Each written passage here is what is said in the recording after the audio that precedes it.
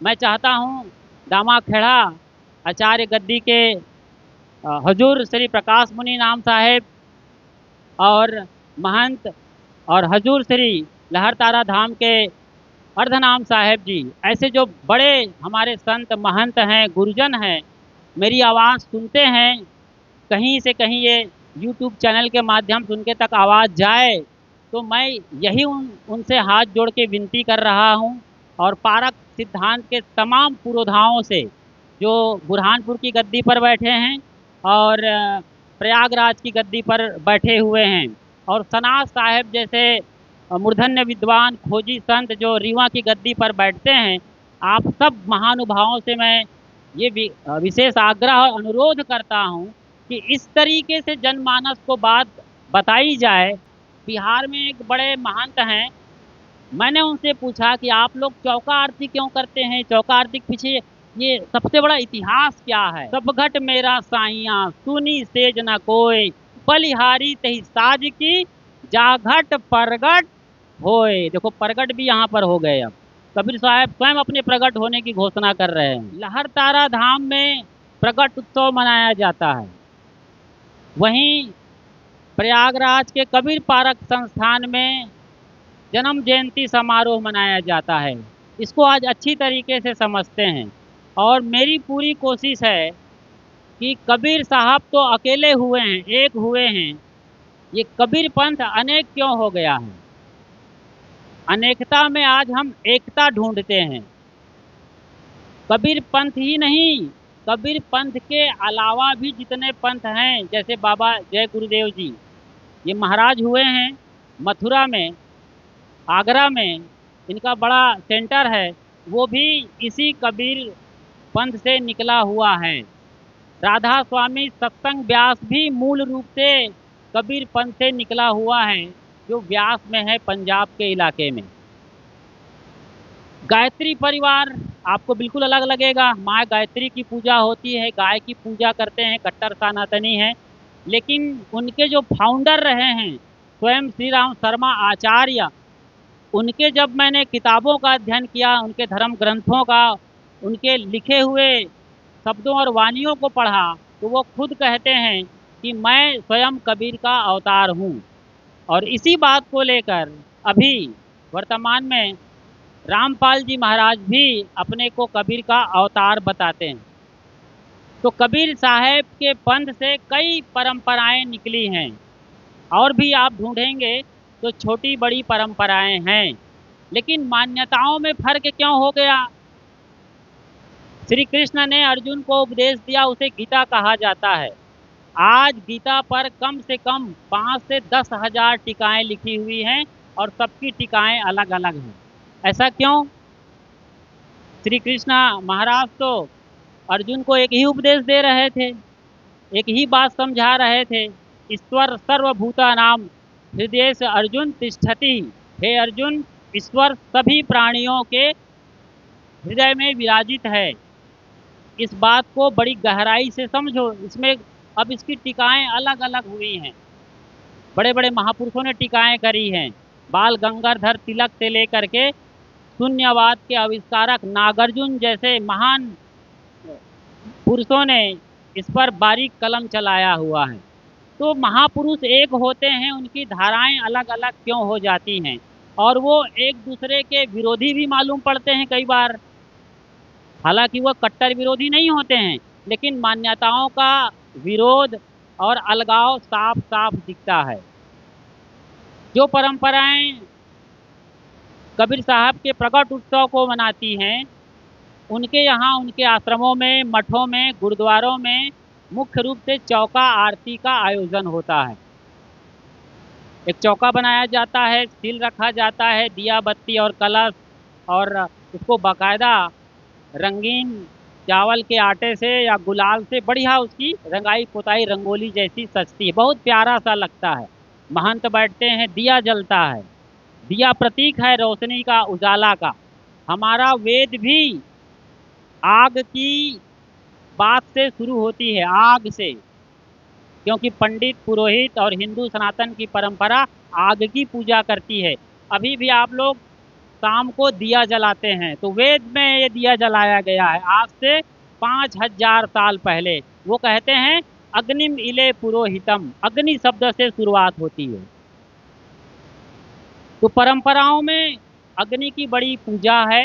यही मान्यता पौराणिक कबीरपंथियों में है, जो खास तौर से डामाखेड़ा जो रायपुर के पास ही है और खरसिया भी जो बिलासपुर के आसपास के इलाके में आता है, ये दो बड़ी गद्दियाँ हैं।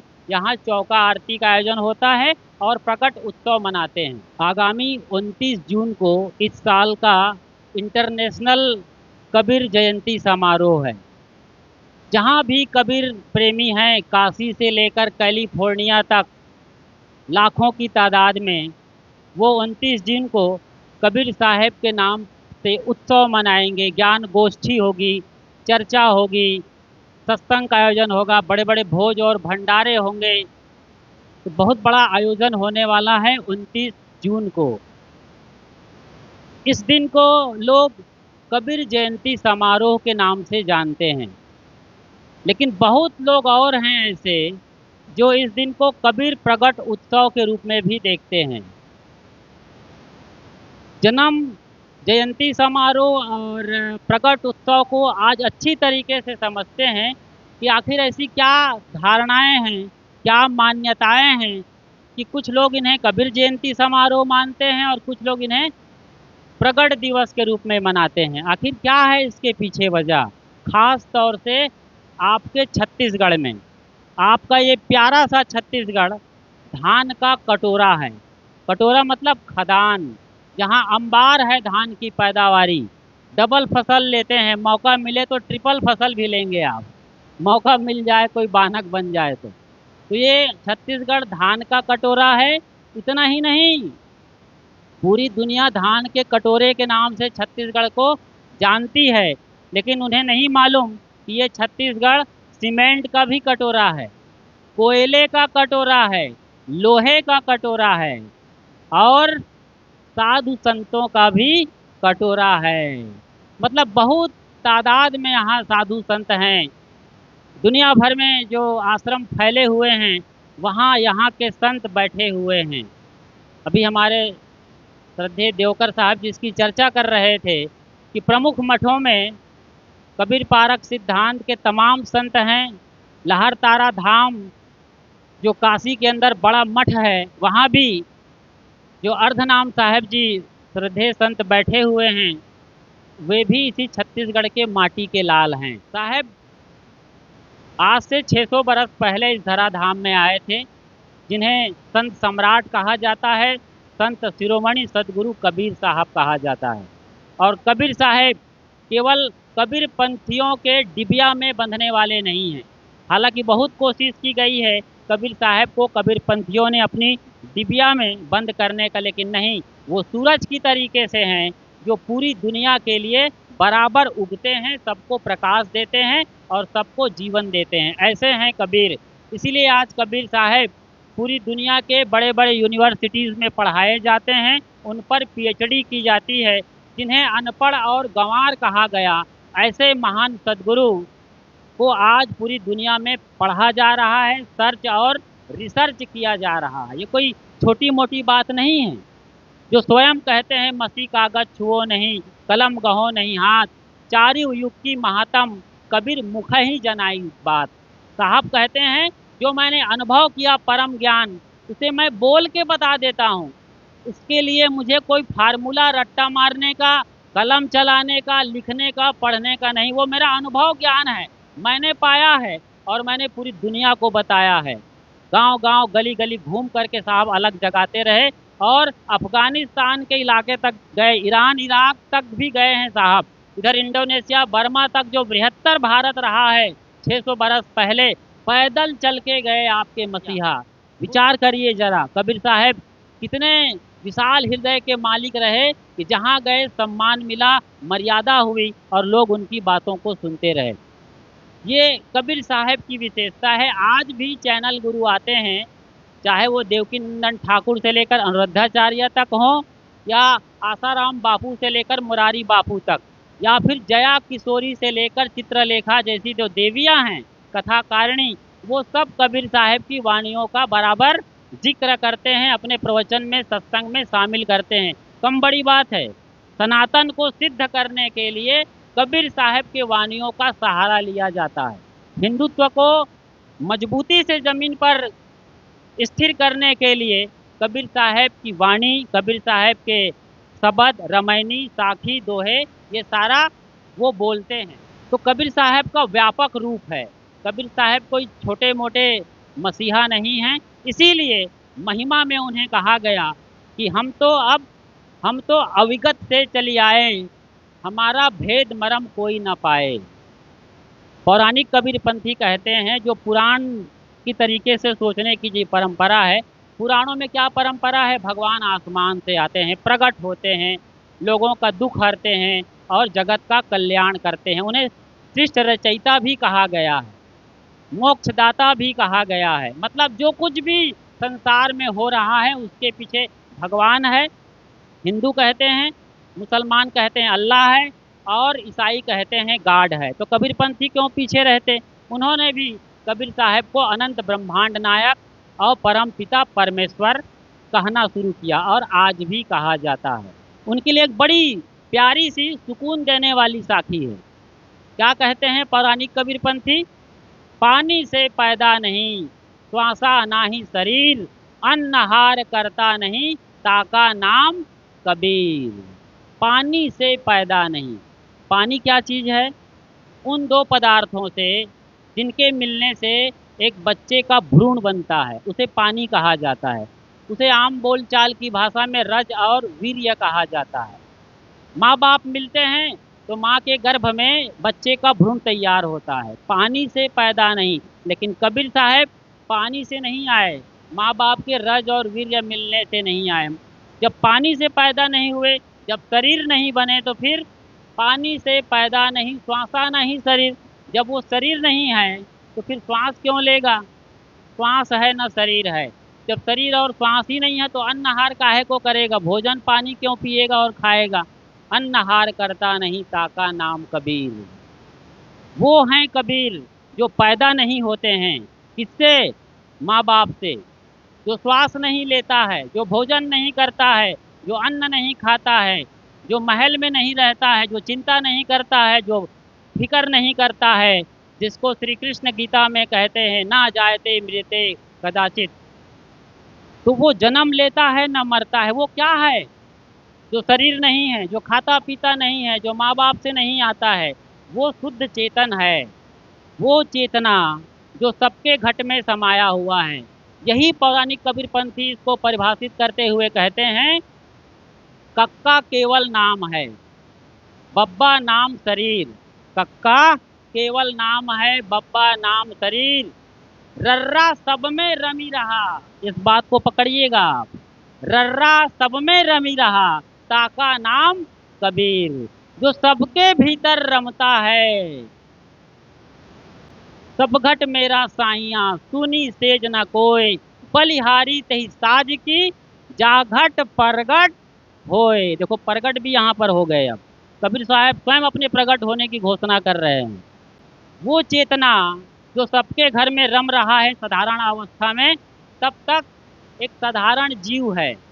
लेकिन वही जीव जब स्वयं को जानता है अपने गुरु के ज्ञान से, सदगुरु के पास बैठकर ध्यान और ज्ञान से, उपासना से, भक्ति से, कर्म से, साधना से, तो वही जीव ब्रह्म हो जाता है वेदांतियों की भाषा में। वही आत्मज्ञानी है, वही आत्मज्ञानी है, वही स्वरूप स्थितिज्ञ है, स्थित प्रज्ञ है। उसके कितने नाम लिए जा सकते हैं। तो रर्रा सब में रमी रहा ताका नाम कबीर। कबीर किसी हाड़ चाम के लोथड़े का नाम नहीं है। उसके अंदर रमने वाले रमैया राम को कहा है कबीर। कबीर साहब स्वयं कहते हैं, राम रमे ते कुकरी के पूता। कबीर का राम कुकरी के पूत में रमता है। कुकरी के पूत, कुकरी मतलब मुर्गा मुर्गी वाला नहीं, कुकुर की पतरी कुकरी, समझ रहे हैं? कुकुर कुकरी। तो कुकरी के पिल्ले में साहेब रमते हैं, साहेब के राम रमते हैं। तो ये प्रकट होने का मतलब क्या हुआ? साधारण जीवन सबको मिलता है। जैसे अंडा पैदा होता है मुर्गी से, लेकिन वही अंडा जब फूटता है तो उसके अंदर चूजा पैदा होता है। मुर्गी से अंडा, अंडे से चूजा यानी मुर्गी का बच्चा आया। ऐसे ही हमारे सनातन की परंपरा में, इस देश में, जो साधारण जन्म लेके आप आते हैं ना, हाड़ चाम का पिंड लेकर के, इसको अंडा कहा गया है। लेकिन जब आप गुरु के शरण में जाते हैं, ब्राह्मण बनते हो, ज्ञानी बनते हो, चेतना जगती है। जन्मना जायते शूद्रा, जन्म से हर कोई शूद्र है। संस्कार द्विजते, मतलब संस्कार होता है, संस्कार की प्रक्रिया होती है। आप संस्कारित हो जाते हैं तो फिर ब्राह्मण हो जाते हैं, ब्रह्म को जान जाते हैं। तो जन्म लेने और प्रगट लेने में बहुत जरा सा महीन अर्थ है, कोई बहुत बड़ी बात नहीं है। इसको हम बारीकी से समझें। मैं चाहता हूँ दामा खेड़ा आचार्य गद्दी के हजूर श्री प्रकाश मुनि नाम साहेब और महंत और हजूर श्री लहर तारा धाम के अर्धनाम साहेब जी, ऐसे जो बड़े हमारे संत महंत हैं, गुरुजन हैं, मेरी आवाज़ सुनते हैं, कहीं से कहीं ये यूट्यूब चैनल के माध्यम से उनके तक आवाज़ जाए, तो मैं यही उनसे हाथ जोड़ के विनती कर रहा हूँ। और पारक सिद्धांत के तमाम पुरोधाओं से, जो बुरहानपुर की गद्दी पर बैठे हैं और प्रयागराज की गद्दी पर बैठे हुए हैं, और सनाज साहेब जैसे मूर्धन्य विद्वान खोजी संत जो रीवा की गद्दी पर बैठते हैं, आप सब महानुभावों से मैं ये विशेष आग्रह और अनुरोध करता हूँ कि इस तरीके से जनमानस को बात बताई जाए, क्योंकि प्रतीकों में बात बताई जाती है, हम प्रतीकों को पकड़ लेते हैं, प्रतीकों के उस पार जो सच्चाई है उसको हम नहीं पकड़ पाते हैं। एक छोटी सी बात बताता हूँ, मैं अपने अंतिम चरण में आ रहा हूँ। आपने रामायण सीरियल देखा है, अरुण गोविल, दीपिका चिखालिया और सुरेंद्र लहड़ी का। तो वहाँ पर उनके जो डायरेक्टर थे रामानंद सागर, उन्होंने स्वयं कहा है कि राम के जो भक्त रहे हनुमान, हनुमान कोई बानर नहीं था, मेरा मतलब बंदर नहीं था। उन्होंने कहा कि बंदर नहीं था, बानर मतलब जंगल के नर थे, बन नर, बानर मतलब जंगल के नर, जंगल में रहने वाले आदिवासियों के समूह का बड़ा पराक्रमी योद्धा था, उसका नाम क्या था? हनुमान। तो उनके पास ये बात आई कि मैं पूंछ नहीं लगाऊंगा रामायण सीरियल में, लेकिन बड़ा बवाल हो जाता, यहाँ पूंछ नहीं लगाते हनुमान के तो लोग सीरियल को बंद करवाने की बात करते। जैसे अनिल चौधरी प्रोडक्शन पर जो फिल्म आई थी सीरियल कबीर, उसको पौराणिक कबीरपंथियों ने बंद करा दिया, क्योंकि लोग जैसे देखे हैं, सुने हैं, लंबे अंतराल में, इतिहास में, या कहना चाहिए वक्त गुजरने के साथ कई पीढ़ियां गुजर गई है, तो वही मान्यता उनके अंदर धसी हुई है। लेकिन साफ साफ रामानंद सागर ने कहा कि वो बंदर नहीं थे, बल्कि जंगल के आदमी थे, आदिवासी थे, मूल निवासी थे। अब आप सोचो, हनुमान के रोल में दारा सिंह तो पूंछ लगाए थे, लेकिन उनकी पत्नी जो बनी थी उनकी तो कोई पूंछ नहीं थी, वो तो आप जैसी नारी थी, बढ़िया साड़ी पहनी थी, मेकअप करी थी, गले में हार और मंगलसूत्र लगाई थी। बाली की पत्नी भी ऐसे ही थी, एकदम साक्षात नारी, उनका कोई पूंछड़ी नहीं है। क्यों पूंछ नहीं लगाया गया भाई? तो प्रतीकों में ना उलझे आप लोग। आप लोग कबीर साहब के अनुयायी हैं, जो परम ज्ञानी, परम पारखी और विवेक विचार को जगाने वाले साहब हैं, तो आप लोग प्रतीकों में ना बहें। ऐसे ही कबीर साहब के नाम पर जो चमत्कार जोड़े गए हैं, महिमा जोड़े गए हैं, सबने जोड़ा है। तो कबीर साहब के अनुयायियों ने भी जोड़ा। बिहार में एक बड़े महंत हैं, मैंने उनसे पूछा कि आप लोग चौका आरती क्यों करते हैं, चौका आरती के पीछे ये सबसे बड़ा इतिहास क्या है? तो उन्होंने बताया, देखिए साहब जी, हम सब कबीरपंथियों को ब्राह्मण पंडित पुरोहित लूट रहे थे, आज भी आते हैं, बच्चा पैदा आप करते हैं, नाम वो रखेंगे, शादी का सारा खर्चा लड़का लड़की का दोनों पक्ष देते हैं, लेकिन मंत्र जंतर वो पढ़ेंगे, और मंत्र पढ़ने के बाद शादी हो जाती है, लेकिन तलाक लेना हो तो कोई पंडित के पास जाते हो आप? किस पंडित के पास जाते हो कि कोर्ट कचहरी का दरवाजा खड़खड़ाते हो? सोचो जरा, मंत्र कहाँ गया जी पंडित का? तो पंडित सारा खेल तमाशा करके कबीरपंथियों को लूट रहे थे। आज से कोई 200-250 बरस पहले जब हमारे बड़े नाम धनी धर्मदास साहब आए, तो उनके ज़माने में धीरे धीरे धीरे धीरे फिर ये चौका का ये पद्धति का निर्माण हुआ। युगलानंद बिहारी ने अनुराग सागर जैसे सागर ग्रंथों की रचना करी। और तो और स्वयं धनी धर्मदास साहेब ने भी कहीं नहीं ये बोला है कि चौका आरती होनी चाहिए, या कबीर साहब कैसे आए, प्रकट हुए कि जन्म लिए, इस पर कोई चर्चा नहीं है। शुद्ध उनके शब्दावली में कबीर साहब के ज्ञान की बात है, उनकी महिमा की बात है। जो दामाखेड़ा और खरसिया गादी के मूल हैं, कौन, धनी धर्मदास साहब, उनके ग्रंथों में इसकी चर्चा नहीं है। बाद के ग्रंथों में युगलानंद बिहारी ने जो लिखा वो है। तो मैं ये बात मूल रूप से बता रहा हूँ कि कबीर साहब के माँ बाप का जन्म का पता ना चलता हो, प्रामाणिक रूप से कोई फर्क नहीं पड़ता है। सीता कहाँ जन्मी आज तक कोई नहीं जानता, सीता के माँ बाप कौन थे कोई नहीं जानता। राजा जनक तो उसको पालने वाले थे, गोद लिए थे। जैसे नीरू और नीमा ने कबीर साहब को गोद लिया, कितना बढ़िया शब्द है, गोद लिया है। वो जानते नहीं कौन थे, तो पालना शुरू किया, उनके बच्चे हो गए। कबीर साहब कैसे आए ये बहुत मायने नहीं रखता है। आज हम सब कबीरपंथियों को इस पर विचारना चाहिए।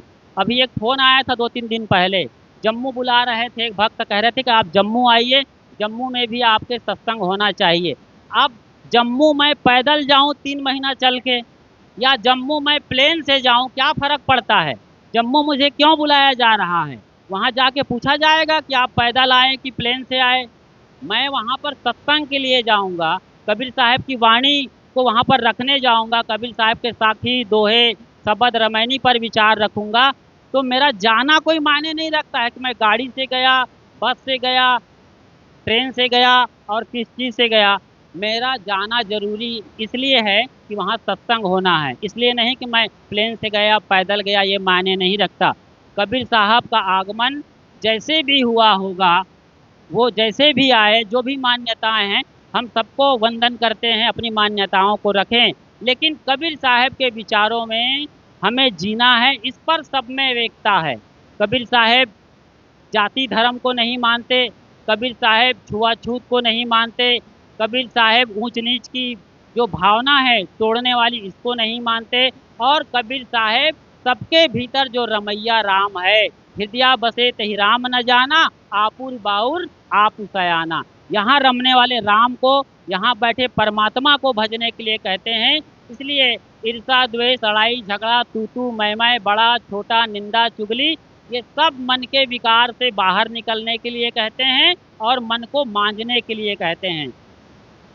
ये मन तो निर्मल भया जैसे गंगा नीर, साफ साफ कहते हैं मन को गंगा जल के अनुसार निर्मल कर लो और मन की तरंग मार लो, बस हो गया भजन, आदत बुरी सुधार लो, बस हो गया भजन।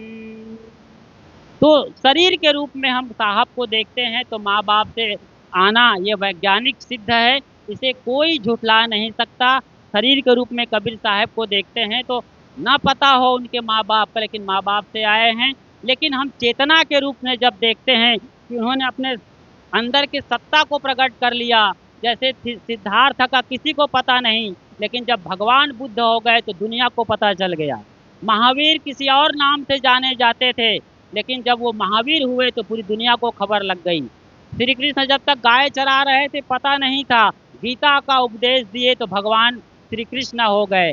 राम जब तक गद्दी संभाल रहे थे, राजकुमार के रूप में थे, घर में नहीं, वनवास गए, ऋषियों के पास रहे, तपस्या किए, सीखे, साधना भजन भक्ति किए, भगवान राम कहलाए। तो आपके अंदर भी वही चेतना है, उस अंडा से आप बाहर निकलो, अपनी चेतना को जगाओ, दिव्य बनो। यही सदगुरु का आशीर्वाद है हम सबके लिए। आप सबके भीतर बैठे उस परमात्मा को प्रणाम करते हुए मैं यहीं पर अपनी वाणी को विराम देता हूं। और हमारे प्रिय शोधकर साहब जी ने ये बढ़िया आयोजन किया है। आप मास्टर जीवन लाल जी और हमारे बीच और भी भूतपूर्व सरपंच और तमाम लोग, इस गांव के मुखिया बैठे हैं, और आप सब श्रद्धा मूर्ति देवियां जो मुट्ठी मुट्ठी चावल आश्रम में पहुंचाते हैं।